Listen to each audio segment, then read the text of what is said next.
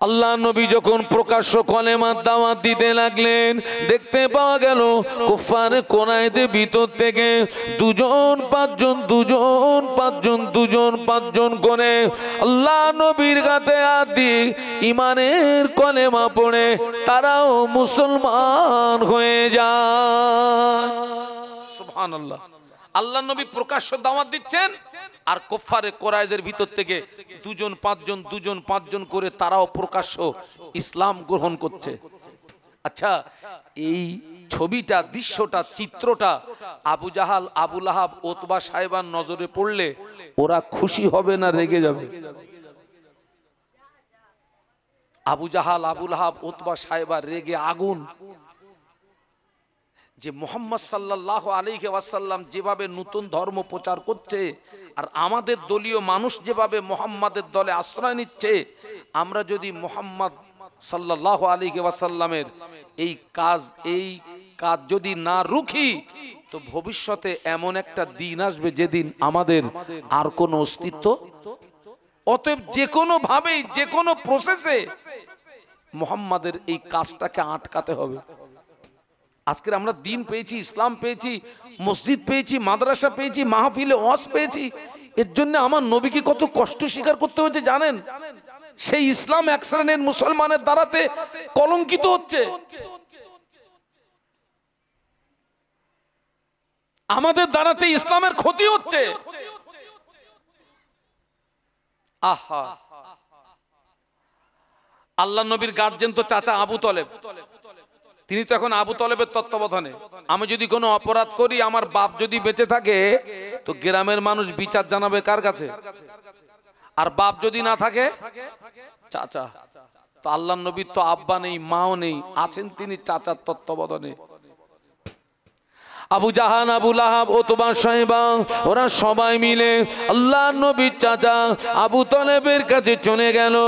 ও আবু তলেব, তোমার ভাইপোকে বলো না, তোমার ভাইপো যদি মক্কার নেতা হতে যায় আমরা তাকে নেতা বানিয়ে দেবো।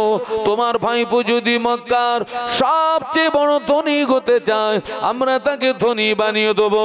তোমার ভাইপো যদি মক্কার সবচেয়ে সুন্দরী নারী পেতে চায় আমরা তাকে সুন্দরী নারী দিয়ে দেব। তবে শর্ত হলো কলেমা প্রচারটা যেন না করে। আল্লাহ নবী কার দেওয়া দায়িত্ব পালন করছেন? সেই আল্লাহর দেওয়া দায়িত্ব থেকে নবীকে সরিয়ে দেওয়ার জন্য, এড়িয়ে রাখার জন্য, দূরে ঠেলে দেওয়ার জন্য কাফেররা তিনটে অফার দিয়েছিল, মারাত্মক অফার।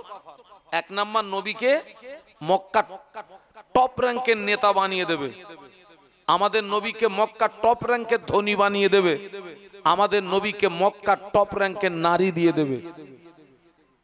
বর্তমান দুনিয়াও কিন্তু চলছে ওই তিনটে বিষয়ের উপরে। একটু লক্ষ্য করুন, আজকে তামাম পৃথিবীর জমিনে মারামারি, কাটাকাটি, হিংসা, বিদ্বেষ, খুনোখুনি সবকিছু তো ওই তিনটের জন্য হচ্ছে। এই তিনটে টোপ দিল, আবু তলেবকে বলল, আবু তলেব তোমার ভাইপো আমাদের দেওয়া দাবিগুলো মেনে নিয়ে ওই কলেমা প্রচার বন্ধ করে তো ভালো, যদি কলেমা প্রচার বন্ধ না করে আমরা তোমাকে হুঁশিয়ারি দিচ্ছি আজকের থেকে তুমি তোমার ভাইপোকে আর জায়গা দিতে পারবে না। যদি এর পরে তোমার ভাইপোকে জায়গা দাও তাহলে আমরা তোমার বিরুদ্ধে যুদ্ধ ঘোষণা করব। বাবা, আবু তলেব কাবার মোতাওয়াল্লি হাসিম বংশের নেতা ঠিকই, কিন্তু সমাজ বলে একটা কথা আছে বাবা, সমাজ যদি সব একদিকে চলে যায় তখন নেতার নেতৃত্ব থাকবে? আবু তলেব নবীকে জায়গা দিয়ে এখন উভয় সংকটে।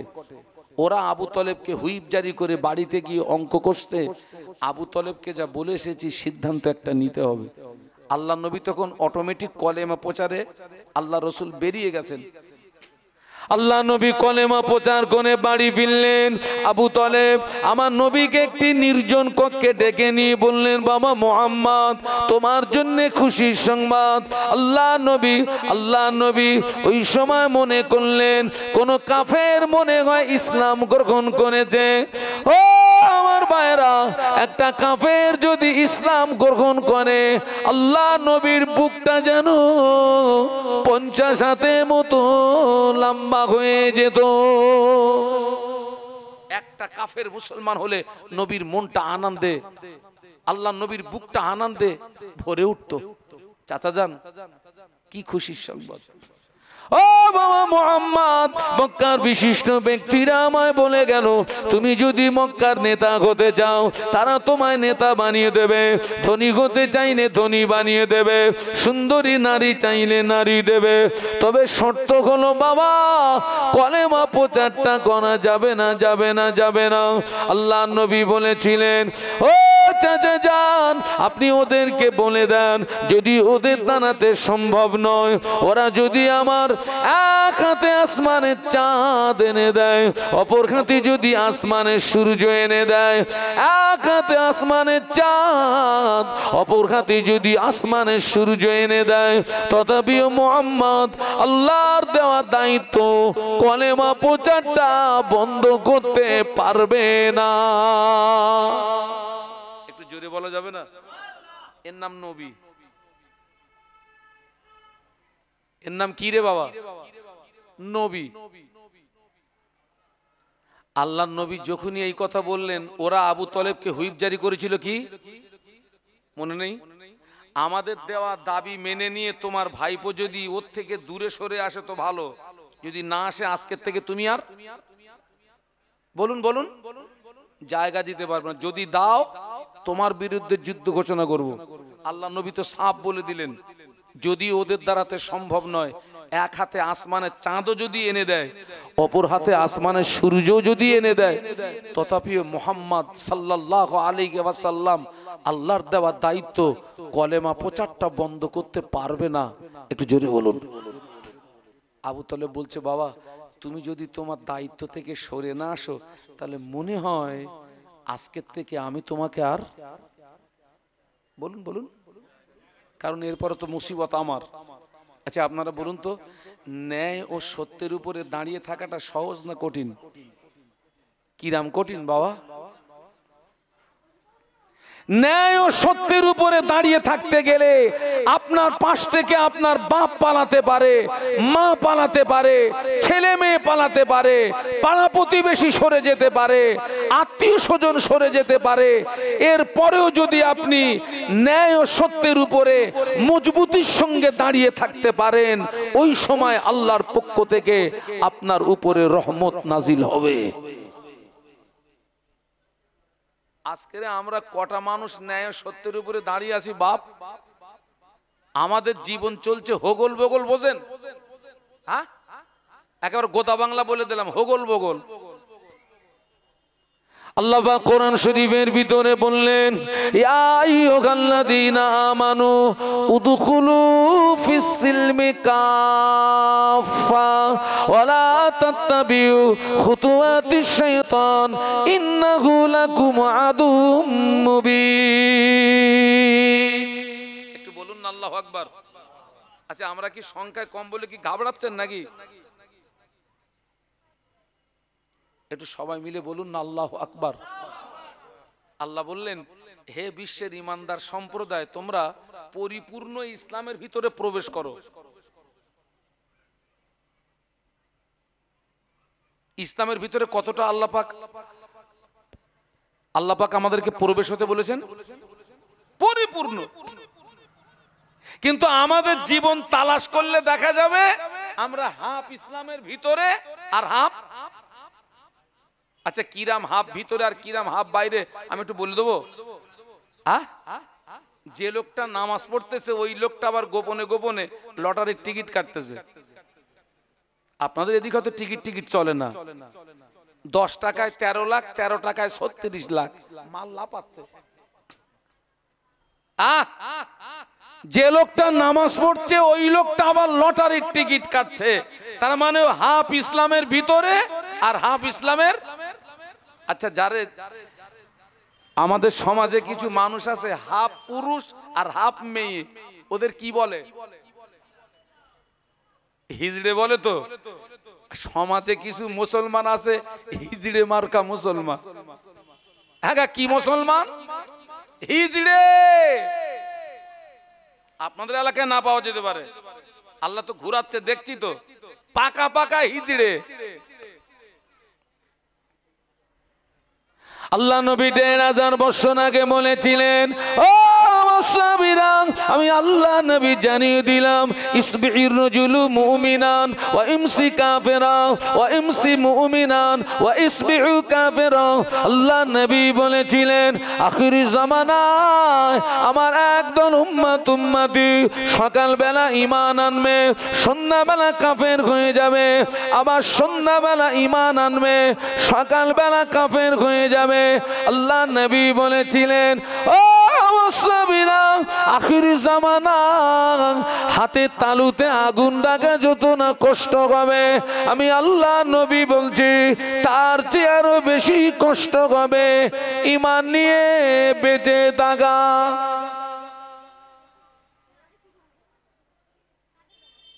ও মুরব্বীরা, হাতের তালুতে আগুন রাখা যাবে বাপ? অনেককে নামাজ ইবাদতের কথা বললে বলে, ও সব যদি জান্নাতে যায় তো জাহান্নামে যাবে কে? এটা কথা আসে না, আসে না, আসে না? আমি বলি, তুই তোর জাহান্নামে যেতে হবে না, তুই কত বড় মদ্দা লোক আমার কাছে আয়, আমি তোর একটু টেস্ট করি, আমার কাছে আয়। তোর জাহান্নামে যেতে হবে না, তুই কত বড় মদ্দা লোক, তুই আমার কাছে আয়। সবাই যদি জান্নাতে যায় তো জাহান্নামে যাবে কে? বলুন নাউজুবিল্লাহ। আল্লাহ রাসূল আমাদেরকে দোয়া শিখিয়েছেন, আল্লাহুম্মা আজিরনি মিনান নার। বলুন আল্লাহুম্মা আজিরনি মিনান নার। আল্লাহ তুমি আমার জন্য জাহান্নামের আগুন হারাম করে দাও। বলুন আল্লাহুম্মা আমিন। মিশকাত শরীফের রিওয়ায়েতে এসেছে, কেউ যদি ফজরের ফরজ নামাজ পড়ার পরে 7 বার পড়ে নেয়, আল্লাহুম্মা আজিরনি মিনান নার, আল্লাহুম্মা আজিরনি মিনান নার, আল্লাহ ওই ব্যক্তিকে ফজর থেকে মাগরিব পর্যন্ত 7টা জাহান্নামের ছাড়পত্র দিয়ে দেয়।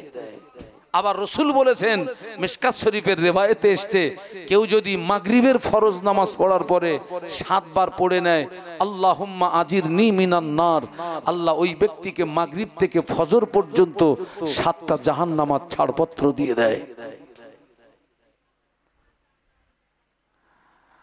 আবু তলেব বলছে, বাবা মনে হয় আজকে থেকে আমি তোমাকে আর, তুমি যদি তোমার দায়িত্ব থেকে সরে না আসো তো বাবা মনে হয় আজকে থেকে আমি তোমাকে আর আশ্রয় দিতে পারলাম না বাবা, কারণ আমি যদি তোমাকে আশ্রয় দিই তাহলে ওরা আমার বিরুদ্ধে যুদ্ধ ঘোষণা করবে। বাবা আমি বুড়ো হয়ে গেছি বাবা, আমি বৃদ্ধা হয়ে গেছি বাবা, আমাকে বুড়ো বয়সে বৃদ্ধা বয়সে বাবা তুমি যুদ্ধের মোকাবেলায় নিয়ে যেও না, আমি পারবো না বাবা। আল্লাহ নবী কেঁদে ফেললেন। ও আমার মায়েরা, আল্লাহ নবী কাঁদতে কাঁদতে বলেছিলেন, চাচা যান, আমি মায়ের গর্ভে থাকাকালীন আব্বাকে কানালাম, 6 বছর বয়সে মাকে কানালাম, 8 বছর বয়সে দাদুজিকে কানালাম, সেখান থেকে আপনার তত্ত্বাবধানে ছিলাম। ও চাচা যান, সারাদিন মক্কার মানুষেরা আমায় কত গালি দেয়, সারাদিন মক্কার মানুষেরা আমায় কত দুচ্চাই করে, সারাদিন পরে আমি যখন আপনার কাছে ফিরে আসি, আপনি আমাকে একবার মুহাম্মদ বলে ডাকার সঙ্গে সঙ্গে সারা দিনের কষ্ট নিবারণ হয়ে যায়, সারা দিনের কষ্ট মুছে যায়। চাচা যান, আজকে যদি আপনি আমাকে আশ্রয় না দেন, জায়গা না দেন, আমি মুহাম্মদ এটাই জানবো, পৃথিবীর জমিনে মুহাম্মাদের পাশে দাঁড়ানোর মতো কেউ নাই, পৃথিবীর জমিনে মুহাম্মাদের আহা বলার মতো কেউ নাই, পৃথিবীর জমিনে মুহাম্মাদের চোখের পানি দেখার মতো কেউ নাই।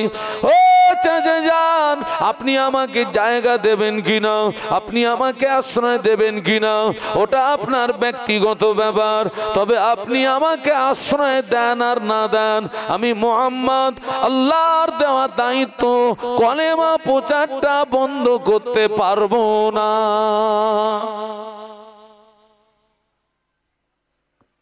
আবার কিছু বুঝতে পারছেন নাকি? আল্লাহ নবী বললেন, চাচা এতদিন জানতাম আমার পাশে কেউ থাকার না থাক, আপনি আছেন, আজকের থেকে জানবো আমার কেউ নেই, তাই বলে চাচা কাজ বলো বন্ধ হবে না, একটু মহব্বতে বলবেন না, আর একটু মহব্বতে বলুন না। আচ্ছা ভাই, আমরা নবীর ভালোবাসি তো, তাহলে নবীর ওই আদর্শটা, ওই চরিত্রটা আপনার আমার ভিতরে থাকার দরকার আছে না নেই? আছে না? কিন্তু ওই আদর্শটা কটা মানুষের মধ্যে আছে বলুন তো? আমাকে যেন ভুল বুঝবেন না। ওই চরিত্রটা, আদর্শটা কটা মুসলমানের ভিতরে আছে? দেখবেন অনেক সময় এইরকম কথা শোনা যায় যে হুজুর আমাদের গ্রামে একটা খুব ভালো লোক আছে হুজুর, জীবনে ওই লোকটার সঙ্গে কারোর ঠোঁটে ঠোঁট লাগেনি। ঠোঁটে ঠোঁট লাগেনি মানে ঝগড়াঝাটি হয়নি, খুব ভালো লোক হুজুর। আচ্ছা আপনারা একটু ব্যাখ্যা দেন দিন, সত্যি কি লোকটা ভালো? বলুন বলুন। আপনারা বলবেন হুজুর আমরা কি করে বলবো? আরে ওর সঙ্গে জীবনে কারো ঠোঁটে ঠোঁট লাগেনি মানে ওর সামনে যত অন্যায় হয়েছে অন্যায়গুলো হজম করেছে, তাই ওর সঙ্গে কারো ঠোঁটে ঠোঁট লাগেনি। আসমানের নিচে জমিনের উপরে নবীর চেয়ে ভালো মানুষ কেউ আছে? বাবা সেই নবীর দুশমন ছিল না ছিল না? একটু বলুন। সেই নবীকে যুদ্ধের ময়দানে যেতে হয়েছে না হয়নি? কিসের জন্য? কিসের জন্য? ওই লোকটার সঙ্গে জীবনে কারো ঠোঁটে ঠোঁট লাগেনি মানে ওর সামনে যত অন্যায় কাজ হয়েছে টোটাল অন্যায়গুলোকে হজম করে ফেলেছে, ওই জন্য ওর সঙ্গে ঠোঁটে ঠোঁট লাগেনি। ও আদতে ভালো না। ওরাম লোক থাকলে সমাজ ধ্বংস হবে। আরো একটু দরুদ শরীফ আল্লাহুম্মা।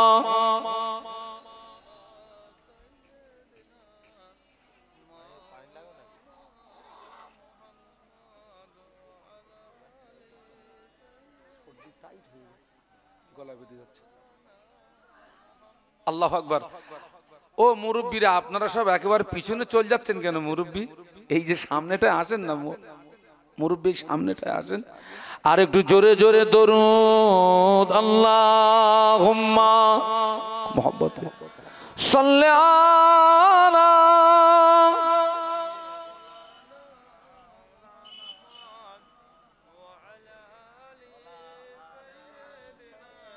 সামনে আসেন, সামনে আসেন, অসুবিধা হবে না। মুরব্বী এই জায়গাটা আছেন,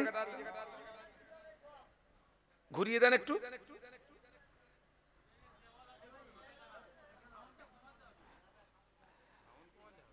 বাবা আর একজন একটু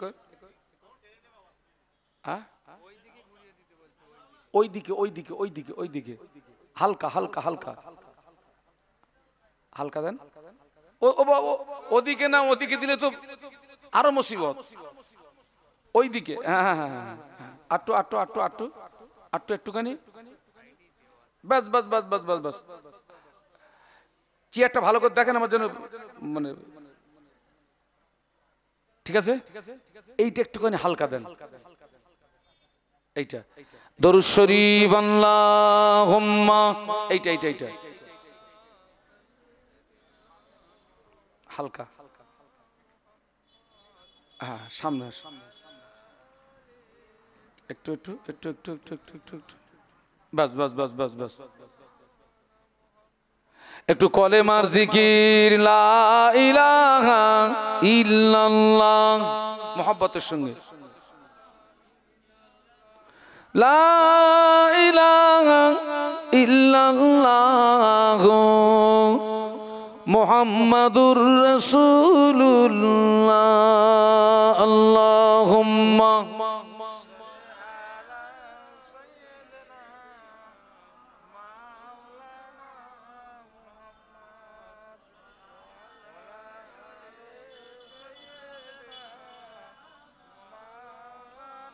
আল্লাহ রসুল কি বলছে দেখুন। আবু তলেব যখন ওই কথা বললেন, আল্লাহ নবী যখন উত্তর দিয়ে দিলেন যে আজকের থেকে জানবো আমার কেউ নেই, কিন্তু আমার দায়িত্ব থেকে এড়াতে পারবো না। যতই হোক চাচা ভাইপোর ভিতরে একটা আন্তরিক টান থাকে না থাকে না? থাকে। চাচা ভাইপোর ভিতরে যদি মনোমালিন্য থাকে, এখন মনে করুন যদি চাচার কানে সংবাদ আসে যে ওই ঘটকপুরের 4 রাস্তার মোড়ে তোমার ভাইপোরে একদল লোক মারছে, ও চাচা বাড়ি থাকবে না মাল কাঁচা মারবে? যাবে না যাবে না? টানে যাবে। আবু তলেব কেঁদে ফেলেছে, আমার নবীর কথা শুনে আবু তলেব কেঁদে ফেলেছে। একটু সুবহানাল্লাহ বলবেন না? আবু তলেব কাঁদতে কাঁদতে বলেছিলেন, ও বাবা মুহাম্মদ, কষ্ট নিও না বাবা, দুঃখ নিও না বাবা, রোনাজারি করো না বাবা, যাও আমি তোমায় হুকুম দিয়ে দিলাম, যেটাই তোমার ইচ্ছা সেটাই তুমি কলেমা প্রচার করো, যেটাই তোমার ইচ্ছা সেটাই তুমি কলেমার দাওয়াত দাও। আবু তলেব যতদিন পৃথিবীতে জীবিত আছে দেখে নিতে চায় মক্কার কোন শক্তি মুহাম্মদকে ক্ষতি করতে পারে। ওই দিনে বিশ্বনবী কান্না ভরা চোখে হেসে ফেলেছিলেন। সুবহানাল্লাহ। এবার একটা কথা বলুন, আমাদের নবী হযরত মুহাম্মদ সাল্লাল্লাহু আলাইহি ওয়াসাল্লাম ওদের উপকার করছিলেন না ক্ষতি করছিলেন? ওরা জাহান্নামার ভিতরে পড়ে হাবুডুবু খাচ্ছিল না?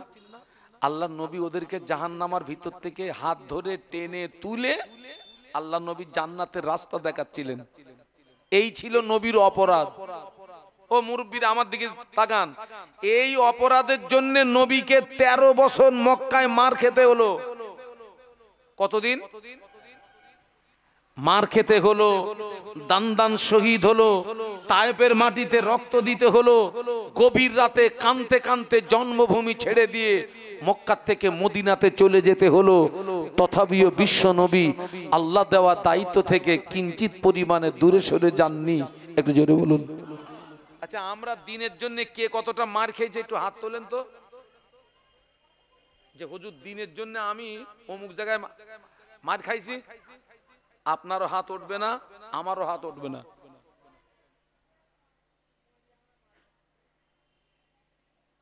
আমরা দিনের জন্য কি করেছি? আমরা ইসলামের জন্য কি করেছি?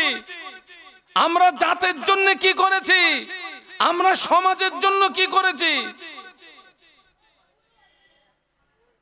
আমি আগে বলেছি, আবারও বলছি, ইসলাম নামাজ রোজা হজ যাকাতের ভিতরে সীমাবদ্ধ নয়।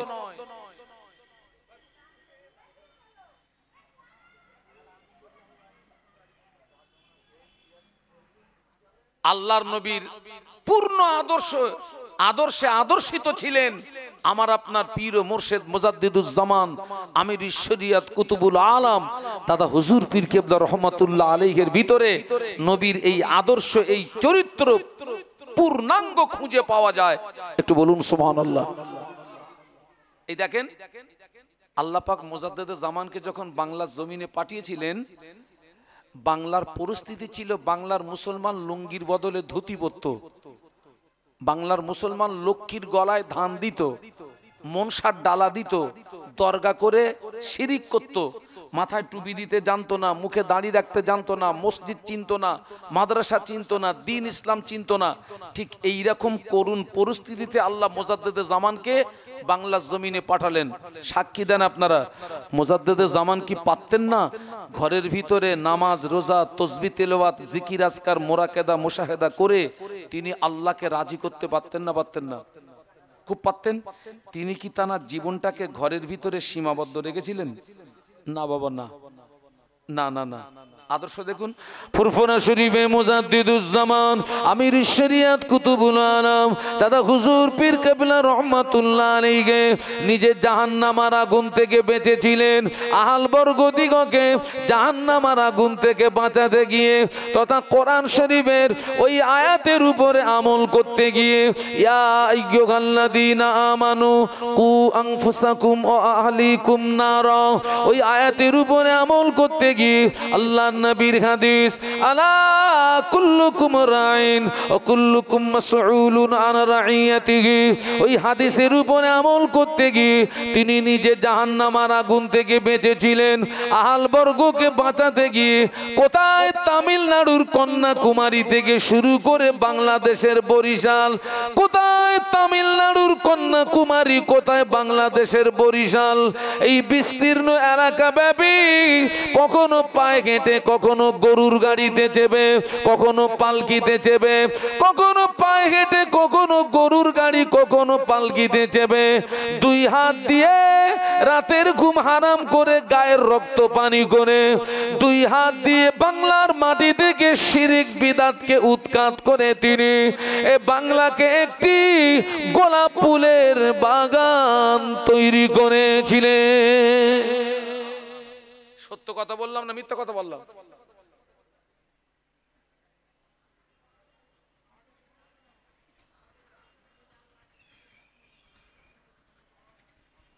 ও মুরব্বি, একদম সামনে আসেন, আওয়াজ লাগবে না, এই জায়গায় আসেন। ছাড়েন, আমার দিকে তাকান।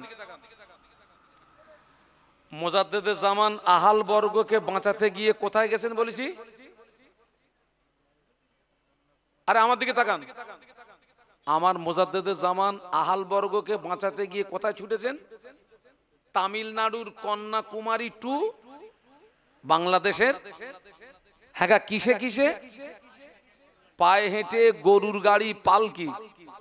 আচ্ছা, এখন যদি এই বকুলতলার ছেলেরা আমারে বসিরহাট থেকে পালকিতে করে এনে, ওতে নাই, ওরা নাই আমারে 4জন 5জন কাঁধে করে হেঁইয়ে মারি বলে আনবে, আচ্ছা ও থেকে স্বস্তির সঙ্গে বসা যায়?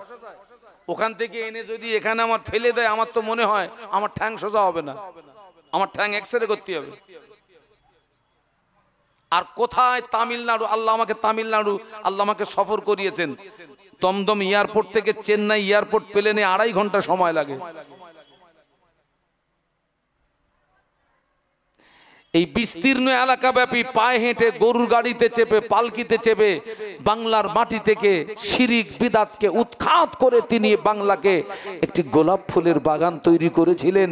আজ আমাদের মাথায় টুপি, মুখে দাড়ি, মসজিদ চিনেছি, মাদ্রাসা চিনেছি, দ্বীন ইসলাম চিনেছি। অবদান মুজাদ্দিদুজ্জামানের রেখে যাওয়া অবদান, তার 5 কলিজার টুকরা হুজুর দিকে রেখে যাওয়া অবদান, তার প্রধানতম খলিফা আল্লামা রুহুল আমিন রহমাতুল্লাহ আলাইহির 2 হাত দিয়ে লিখিত কিতাবের অবদান। একটু সুবহানাল্লাহ বলুন। জ্বলন্ত ইতিহাস শোনাচ্ছি আপনাদের।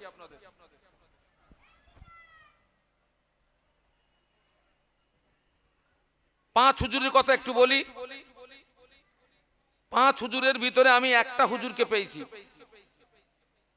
মেজদা হুজুর পীর কেবলা রহমাতুল্লাহ আলাইহিকে আমি পেয়েছি, আর কোন হুজুরকে আমি পাইনি। আপনারা এখানে অনেকে আছেন ছোট হুজুরকে দেখা মানুষ, আছেন না নেই? একটু হাত তুলে দেখান। আপনাদের চেহারাটা আমি দেখি, আলহামদুলিল্লাহ। আমি কিন্তু ছোট হুজুর দেখিনি বাবা। আমি রাত জেগে বুড়ো। কিসি বুড়ো? রাত জেগে বুড়ো, বয়সে বুড়ো না। হ্যাঁ, তো ছোট হুজুর পীর কেবলা রহমাতুল্লাহ আলাইহিকে প্রতি রাতে 3টে 4টে করে মাহফিল করতেন এবং কঠিন কঠিন তদবির করতেন। সেই টাকা নিজে সব খেয়ে যাননি, সমাজের কাজ করেছেন না করেননি?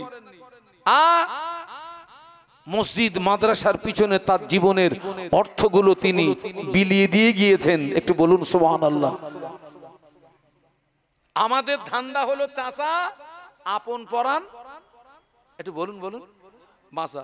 এটা কোরআন হাদিস বিরোধী কথা। কোরআন বলছে নিজে বাঁচো, অপরকে বাঁচাও, অপরকে বাঁচাও। মুজাদ্দিদুজ্জামানের প্রধানতম খলিফা আল্লামা রুহুল আমিন রহমাতুল্লাহ আলাইহি, তার জীবনের 2টি কথা বলি। আল্লামা হুজুর রহমাতুল্লাহ আলাইহি যিনি ছিলেন 18,000 হাদিসের হাফেজ। আর একটু আসতে বলেন সুবহানাল্লাহ। যেন আপনারা সব পালা করে বলতেছেন, একটু সবাই একসঙ্গে মিলে বলি না সুবহানাল্লাহ। হ্যাঁ, কত হাজার হাদিসের হাফেজ? 18,000। আপনারা জীবনে কোরআনের হাফেজ দেখেছেন, হাদিসের হাফেজ দেখেছেন? না না।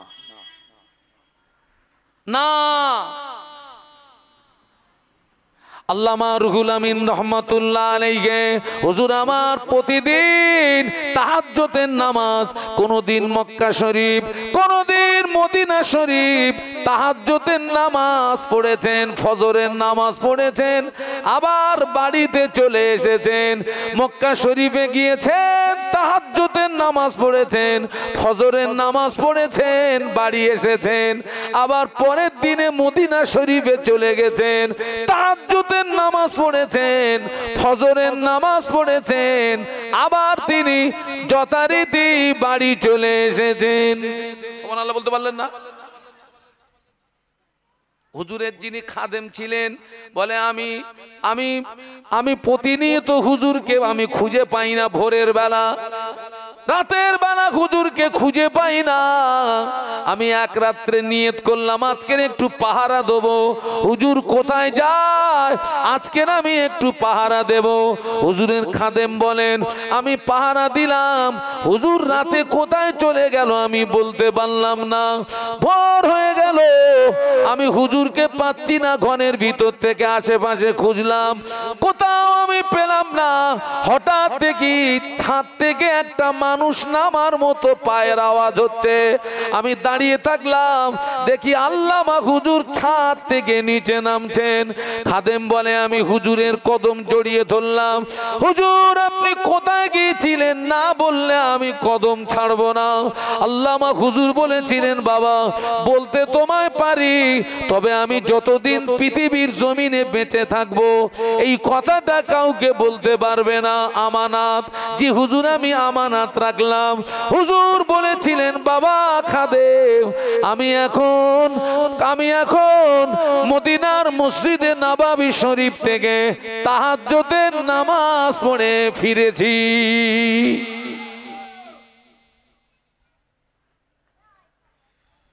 কিসের নামাজ পড়ে ফিরেছি? আর এটা গেলে কখন, আসলে কখন, আর তাহাজ্জুদ পড়লে কখন? এ তো এক শ্রেণীর মানুষ বলবে হুজুর তো গাঁজায় দম দিয়ে কথা বলতেছে নাকি। শুনেছি গাঁজায় দম দিলে নাই চোখ দুটো করেঙ্গার মতো লাল হয়, ব্রেন আউট অফ রেঞ্জ, কাজ করে না। অনেকে নাকি বাড়ি এসে বউরে বলে মা ভাত দাও, ব্রেনে কাজ করে না তো, কারে কি বলতেছে। হ্যাঁ আমি কি গাঁজায় দম দেওয়া কথা বলছি নাকি?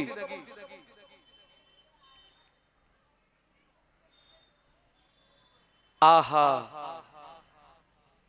ওই আল্লামা রুহুল আমিন রাহমাতুল্লাহ আলাইহি তিনি নিজে জাহান্নামের আগুন থেকে বেঁচেছিলেন, আহলবর্গকে জাহান্নামের আগুন থেকে বাঁচাতে গিয়ে 32 বছর সমাজের মাটিতে কোরআন হাদিস ইজমা কিয়াসের মানদণ্ডে ওয়াজ নসিহত করলেন, মানুষদেরকে ধর্মের দিকে ডাকলেন, অন্যায়ের প্রতিবাদ করলেন, মানুষদেরকে ধর্মের দিকে ডাকলেন, অন্যায়ের প্রতিবাদ করলেন।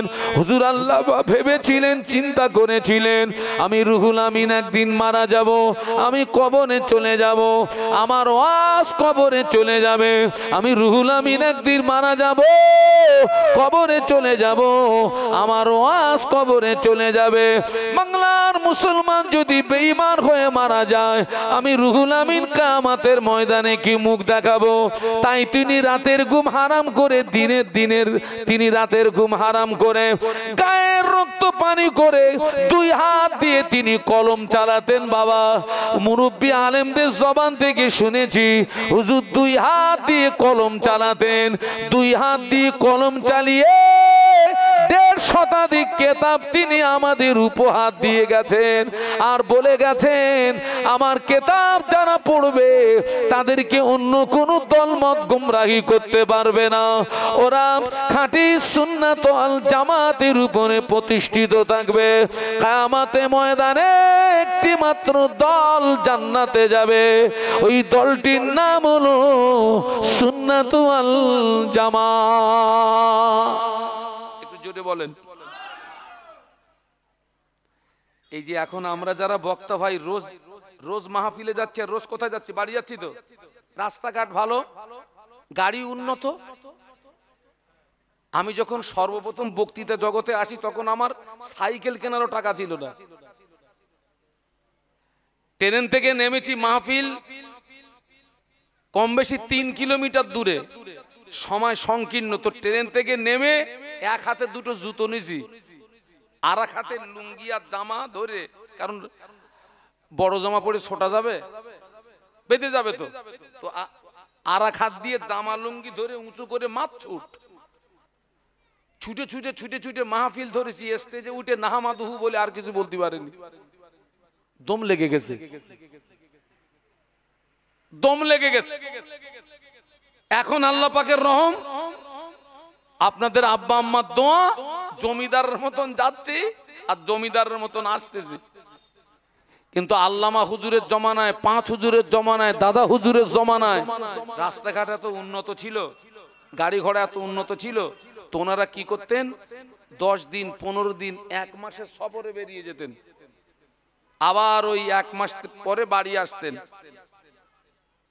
আবার 10 দিন 15 দিন 1 মাসের সফরে বেরিয়ে যেতেন। আচ্ছা ভাই, আমরা যদি এখন 1 মাস পরে যদি বাড়ি ফিরি, পকেট কিরা মুসু হবে বলে মনে হয়? একজন বলতেছে, হুজুর 1 মাস পরে আসলি আপনাদের কাছে থইলে নিয়ে যেতে হবে, থইলে। বাবা আল্লামা হুজুর রহমতুল্লাহ আলাইহি 1 মাস পরে সফর থেকে বাড়ি ফিরেছেন। আমরা বাড়ি ফিরলে আমাদের স্ত্রীরা পকেট দেখে, পকেট কি দেখে, পকেট দেখে। আল্লামা হুজুরের স্ত্রী আল্লামা হুজুরের পকেটে হাত দিয়ে দেখে গুটি কতক পয়সা ছাড়া আর কোনো পয়সা নাই। জিজ্ঞাসা করেন, স্যার 1 মাস পরে আপনি সফর থেকে ফিরলেন, আপনার পকেটে কেন টাকা দেখি না, পয়সা দেখি না? আল্লামা হুজুর বলেছিলেন, ও আব্দুল মাজেদের মা, আমি এই 1 মাস যে এলাকায় সফরে ছিলাম, ওই এলাকায় নামাজ পড়ার ভালো ব্যবস্থা ছিল না। আমি রুহুল আমিন আমার 1 মাসের নসিহতের টাকা দিয়ে ওই এলাকায় নামাজ পড়ার জন্য একটা মসজিদ বানিয়ে দিয়েছি। আর একটু জোরে বলুন। আমি যে এলাকায় গেছিলাম ওই এলাকায় ভালো নামাজ পড়ার জায়গা নেই বাবা, আমার এই 1 মাসের টাকা দিয়ে কি করে দিছি। আবার 1 মাস পরে সফর থেকে বাড়ি ফিরেছেন, পীর আম্মাজি পকেটে হাত দিয়ে দেখে পয়সা তেমন নাই। হুজুর পয়সা কেন নাই? আল্লামা হুজুর বলেছিলেন, ও আব্দুল মাজেদের মা, এই 1 মাস আমি যে এলাকায় সফরে ছিলাম, ওই এলাকায় কোরআন পড়ার ভালো ব্যবস্থা ছিল না। আমার টাকা দিয়ে ওই এলাকায় আমি একটা মাদ্রাসা বানিয়ে দিয়েছি।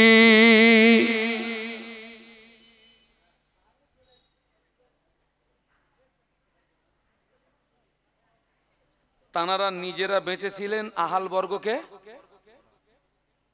আমি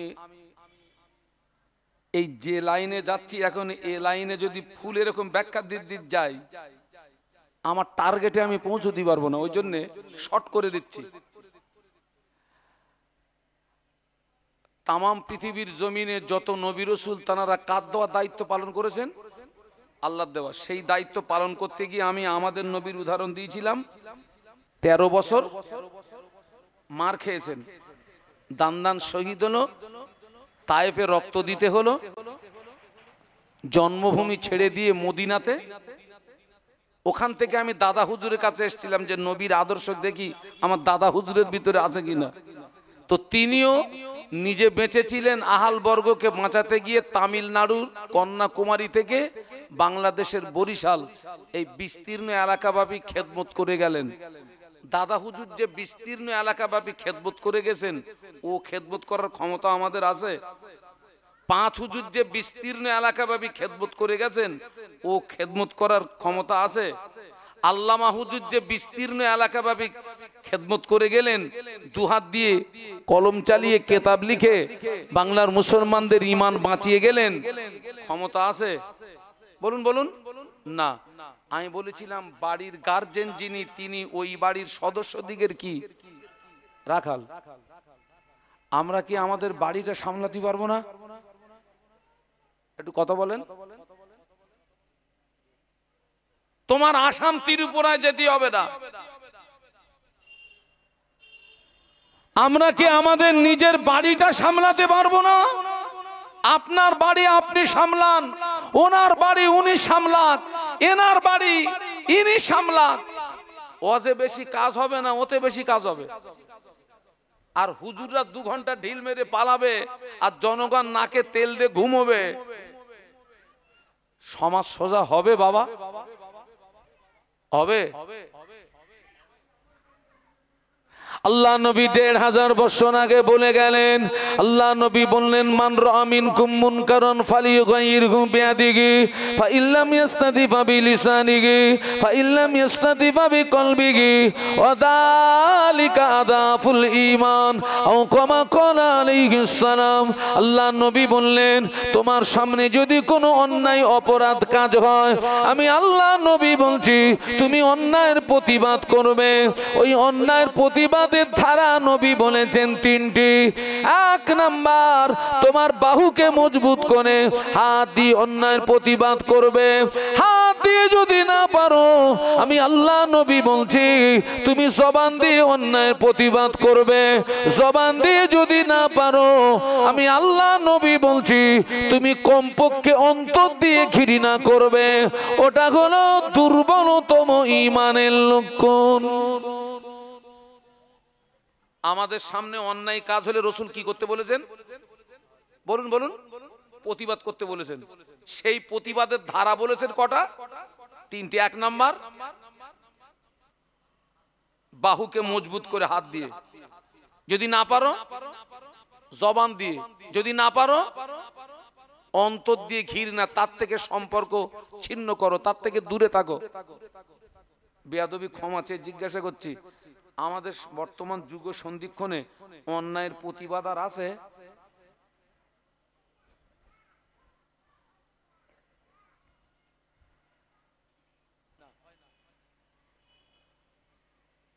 বাবা, কিয়ামতের ময়দানে আল্লাহ পাকের আরশে পাকের রহমতের ঠান্ডা ছায়া ছাড়া আর কোনো ছায়া থাকবে না, থাকবে না।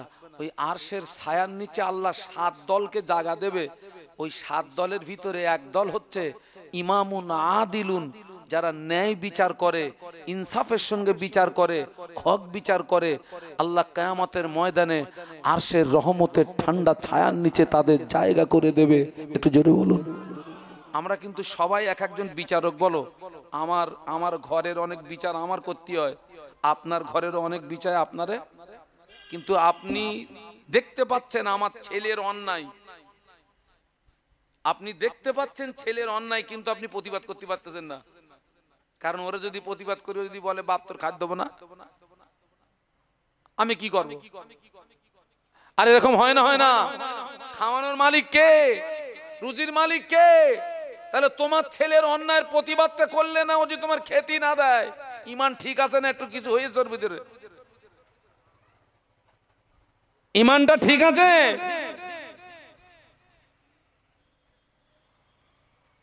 আল্লাহ নবী 1500 বছর আগে নূরের জবানে বলে গেলেন, মুরু আওলাদাকুম বিসসালাতি ইদা বালাগু সাবান ওয়াদিরিবুহুম ইদা বালাগু আশরান আও কামা ক্বালা আলাইহিস সালাম। আল্লাহ নবী বললেন, তোমার ছেলে মেয়ের বয়স যখন হবে 7, ওদের নামাজের কথা বলো। ছেলে নামাজ পড়ো, মেয়ে নামাজ পড়ো, ছেলে নামাজ পড়ো, মেয়ে নামাজ পড়ো। 7 থেকে 10 পর্যন্ত বুকে মুখে বলো।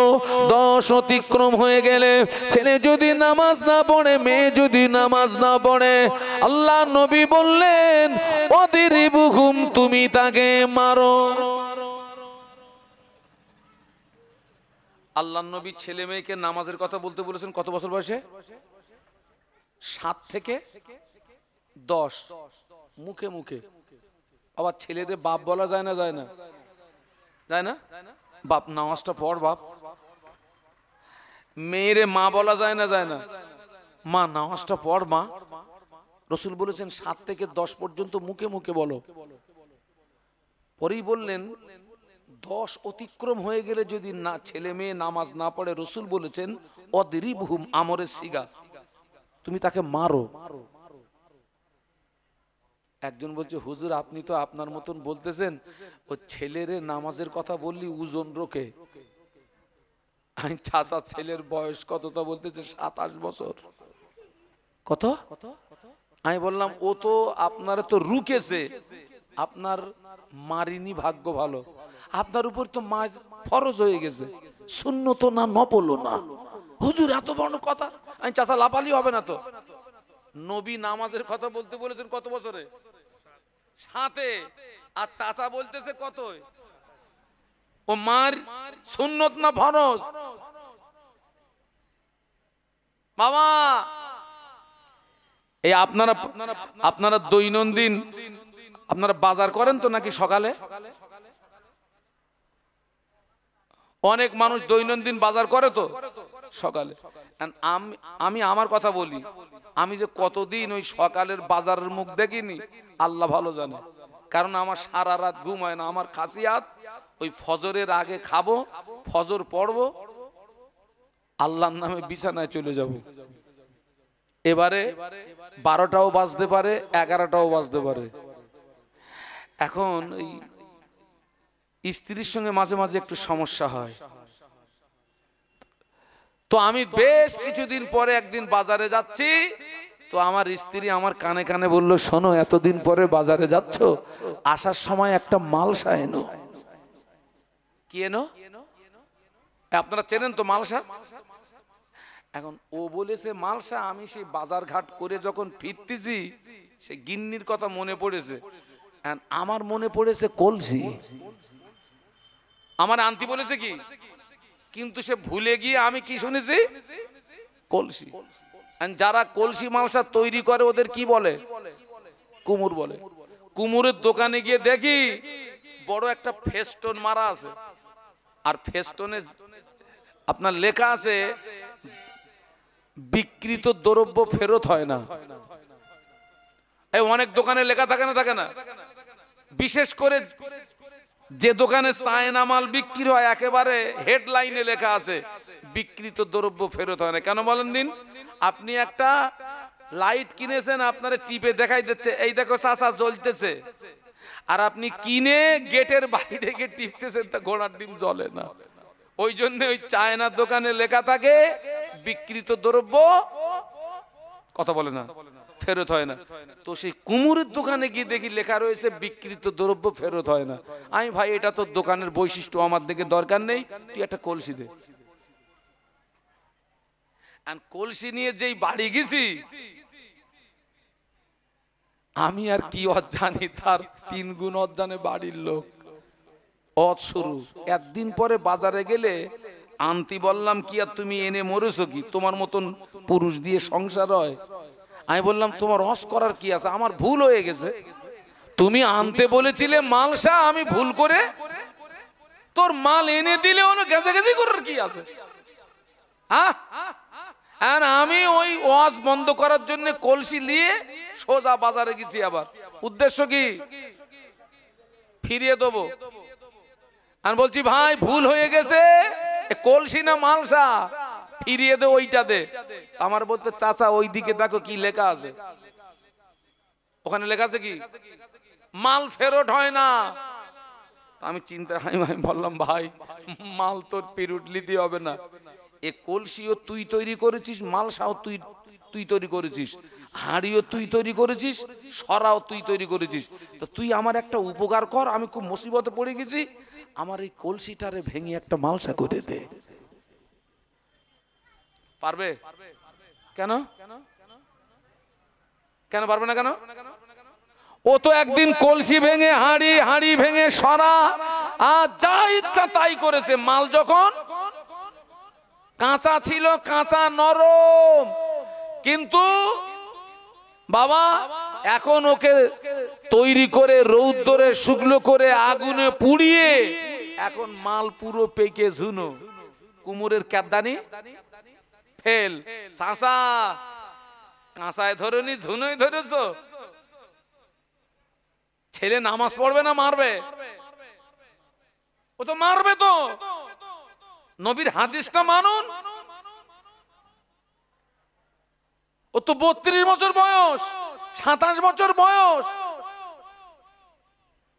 আপনি তো কাঁচায় ধরেননি। ও আমার মায়েরা, আমাদের বসিরহাটের সংলগ্ন খোলাপতা বলে একটি জায়গা আছে।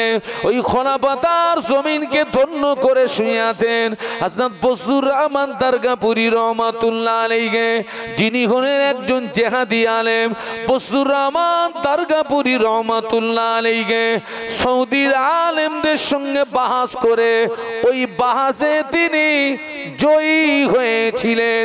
বজলুর রহমান দারগাপুরী রহমাতুল্লাহ আলাইহি, হুজুরের বয়স তখন 7 বছর। হুজুরের বয়স তখন 7 বছর। হুজুর মাঠে মাঠে ছেলেদের সঙ্গে খেলাধুলা করতে গিয়েছেন, গ্রামের ছেলেদের সঙ্গে মাঠে খেলাধুলা করতে গিয়েছেন। খেলাধুলা করে যখন বাড়িতে এসেছেন, সূর্য পশ্চিম দিকে অনেকটা ঢলে গিয়েছে। হুজুরের গায়ে কাদামাটি ঘাম। হুজুর এসেই বলছেন, আম্মা জান ভাত দেন। এমনি দেখেন না, আমাদের ছেলে মেয়েদের এমনি খুঁজে পাওয়া যায় না, কিন্তু জমিদার খাওয়ার সময় হাজির। তো হুজুর গ্রামের ছেলেদের সঙ্গে মাঠে খেলাধুলা করতে গেছিলেন। খেলাধুলা করে যখন ফিরেছেন, হুজুরের গায়ে কাদা মাটি ঘাম, সূর্য পশ্চিম দিকে অনেকটা ঢলে গেছে। বাড়ি এসে কি বলছেন, আম্মা ভাত দেন। আম্মা বলেছিলেন, ও বাবা বজলুর রহমান, জোহরের নামাজটা কি পড়েছো? না আম্মা, জোহরের নামাজ আমার পড়া হয় না। আম্মা জান ছেলে যখন এই কথা বললেন, মা জবাব দিয়েছিলেন, বাবা বজলুর রহমান, তুমি কি জানো না তোমার মা কোনো বেনামাজিকে ভাত দেয় না? একটু বলুন আল্লাহু আকবার, একটু জবান খুলে বলুন। এতটুকু কথা আমরা বলি। ও বাবা বজলুর রহমান, তুমি কি জানো না তোমার মা কোনো বেনামাজিকে ভাত দেয় না? হুজুর বললেন, আমি মনে করলাম আমার আম্মা এই পর্যন্ত বলে আমাকে ছেড়ে দেবে, রেহাই দিয়ে দেবে। হলো না। আম্মা আমায় বললেন, বাবা বজলুর রহমান দাঁড়িয়ে যাও। হুজুর বললেন, আমি দাঁড়িয়ে গেলাম। আমার আম্মা জান কোথা থেকে 2টি ইট আনলেন। ইট এনে আমায় বললেন, ও বাবা বজলুর রহমান, হাত দুটো সোজা করো। হুজুর বললেন, আমি হাত দুটো সোজা করলাম। আমার আম্মা জান 2 হাতে 2টি ইট তুলে দিয়ে বললেন, বাবা বজলুর রহমান, ইট যদি পড়ে যায় শাস্তি আরো দ্বিগুণ হবে। বয়স কত বলেছি? 7 বছরের ছেলে হাতে ইট রাখতে পারবে? হুজুর বললেন, আমার হাত থেকে ইট পড়ে গেল। আমি থরথর করে কাঁপছিলাম, চোখের পানিতে নাকের পানি, চোখের পানি, নাকের পানি একাকার হয়ে গেল। আম্মা জান আমায় বললেন, বাবা বজলুর রহমান, যাও গোসল করো। হুজুর বললেন, আমি গোসল করলাম। আম্মা জান বললেন, বাবা জোহরের নামাজ আদায় করো। হুজুর বললেন, আমি জোহরের নামাজ আদায় করলাম। হুজুর বর্ণনা করেন, ওই দিন থেকে আমি বজলুর রহমান আমার জীবনে কোনোদিন এক ওয়াক্ত নামাজ কাজা হয় নাই। দায়িত্বটা কার? হুজুরির না বাড়ির রাকালের?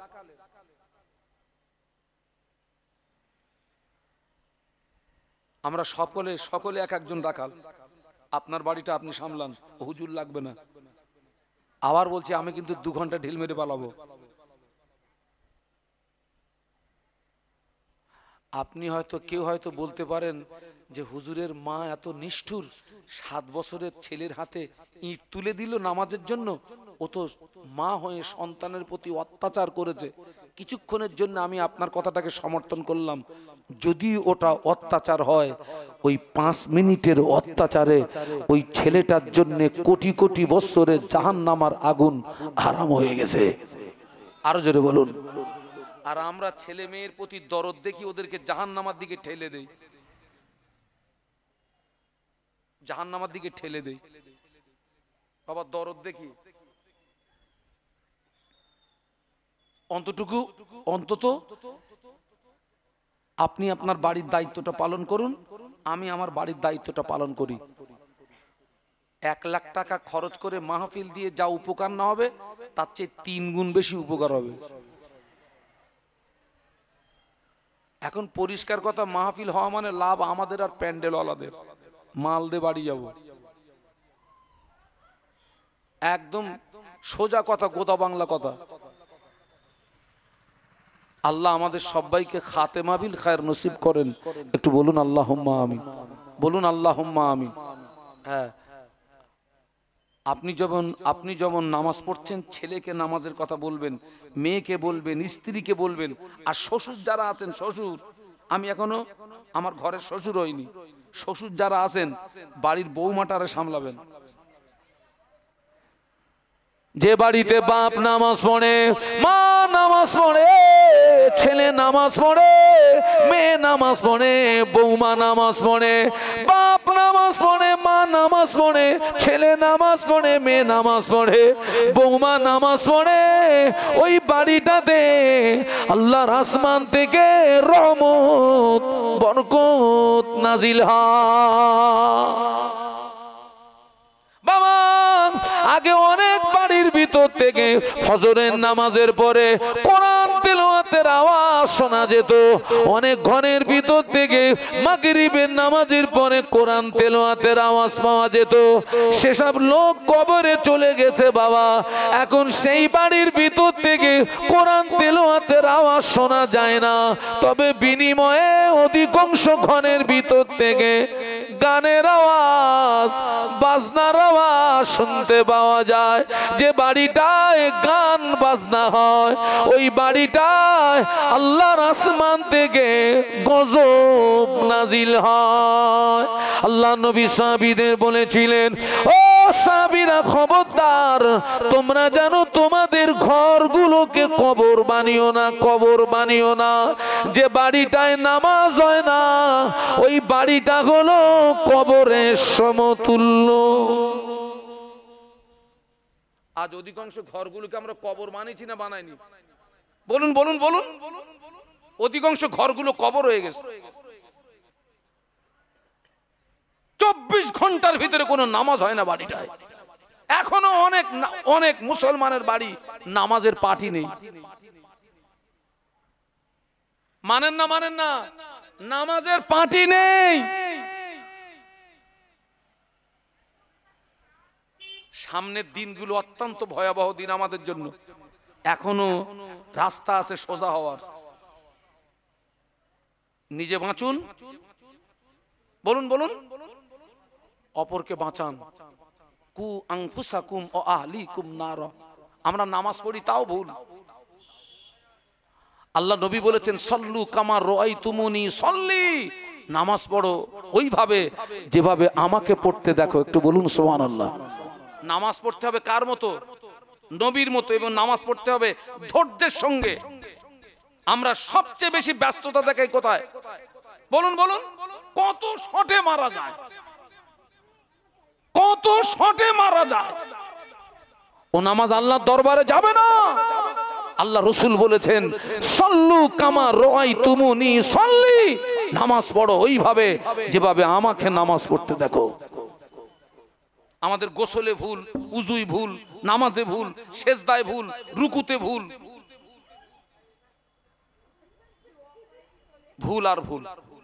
আমি সেজন্য আমি জলসায় জি, আপনি ওই যে আল্লাহ রাসূল বললেন নামাজ পড়ো ওইভাবে যেভাবে আমাকে পড়তে দেখো। আমরা কি নবীকে দেখেছি? তাহলে নবী কি করে নামাজ পড়তেন আমরা কি করে জানবো?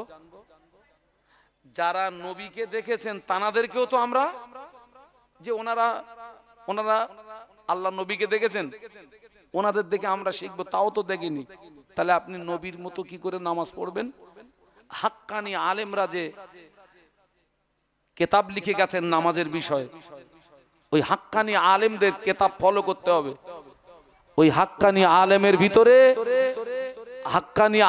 ভিতরে আমার মুজাদ্দেদে জামানের প্রধানতম খলিফা আল্লামা রুহুল আমিন রহমাতুল্লাহ আলাইহি হলেন হাক্কানি আলেম।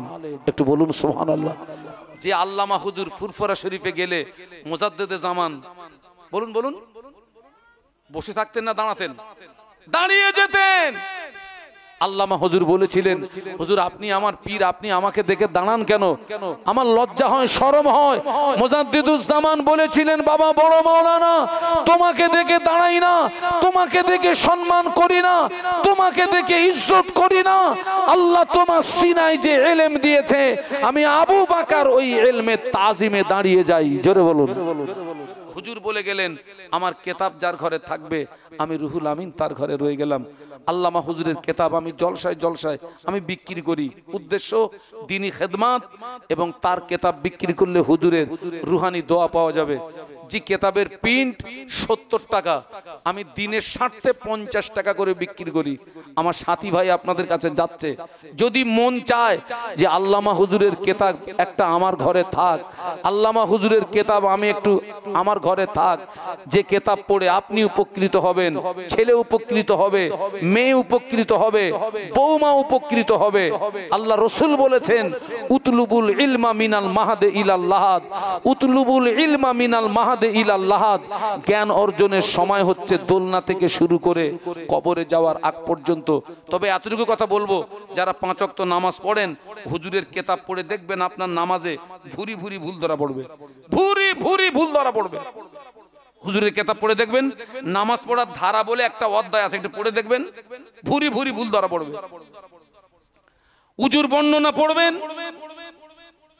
গোসলের বর্ণনা পড়বেন, তায়াম্মুমের বর্ণনা পড়বেন, সেজদার বর্ণনা পড়বেন।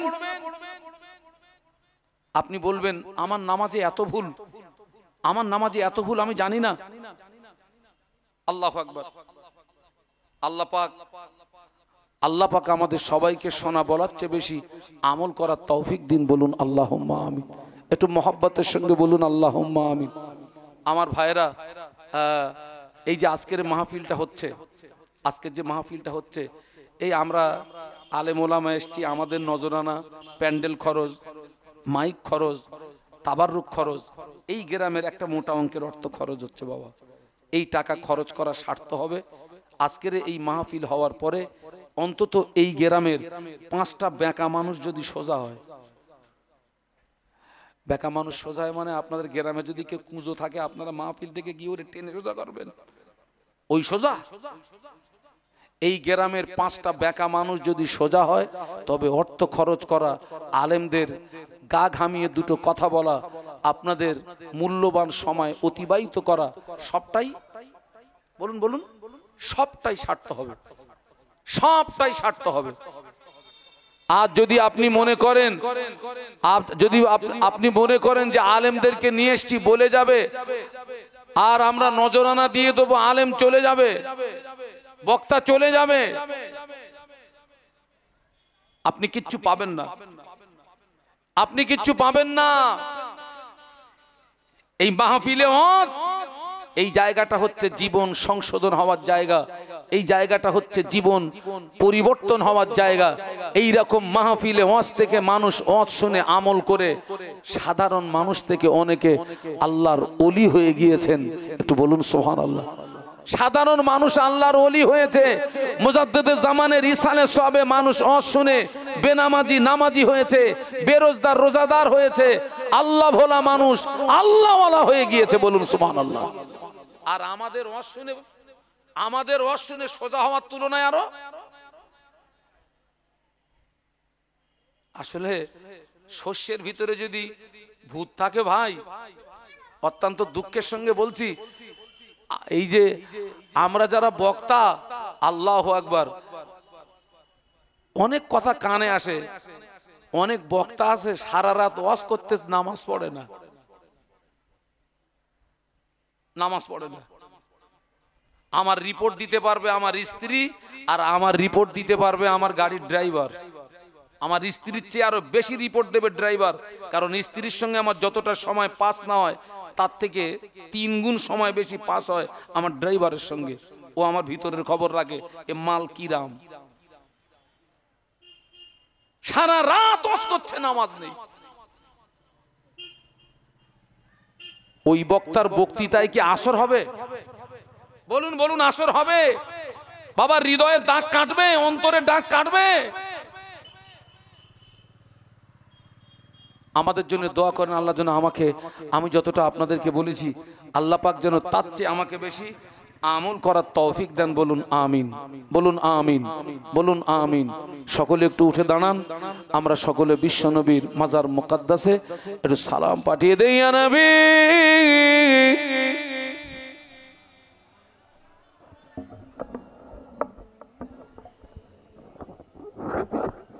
ঠিক আছে,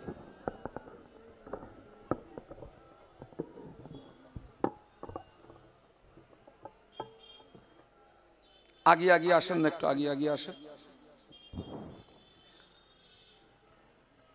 তোমারি ওসিলানে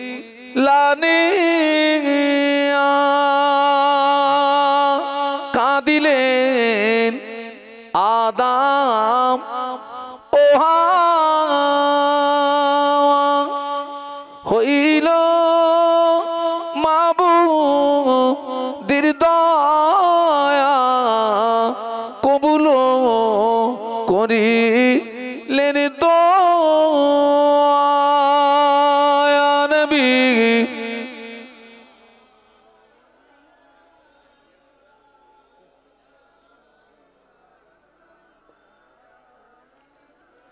ইয়া হাবিব সালাম আলাইকা,